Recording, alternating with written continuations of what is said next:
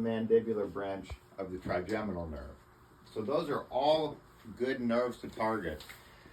The trigeminal nerve is one of the four parasympathetic dominant nerves that the neurophys books talk about, and that's mainly because of the trigeminal nerve on the brain side.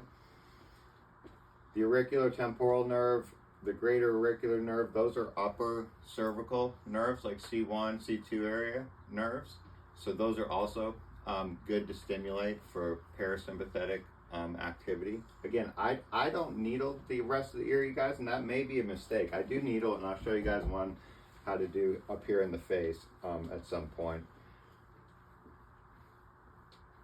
You're just trying not to pierce the ear with those two, right? The only thing that that's like the only thing that I'm trying not to do is go out the back of the ear. Yeah. So what I was saying yesterday is what I usually do is with the tube, I'll just push with the tube a little bit, and I'll just find like the firmest, like hardest piece of, basically I'm trying to push right against bone, right? So then I can't go out the back side of the ear.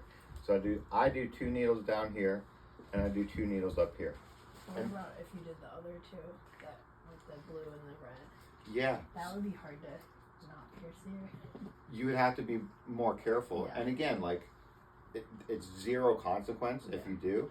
If you just basically just tap it out of the tube, that will never pierce the ear. Those will end up falling out at some point. But if you tap it out of the tube and twist it, it will stick in there. Especially however you have the patient. If you just think about with gravity, if you angle the needles down that way a little bit instead of like going up, so they don't just get pulled out with the weight of the needle handle. Yeah, for sure. So yeah, and then like the acupuncturists, they use these parts of the ears for like different joints, and they have a totally different thought process of what they're doing with the ear.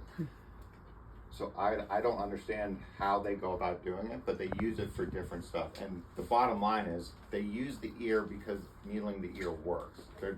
Both of us are just trying to come up with like a reasoning for why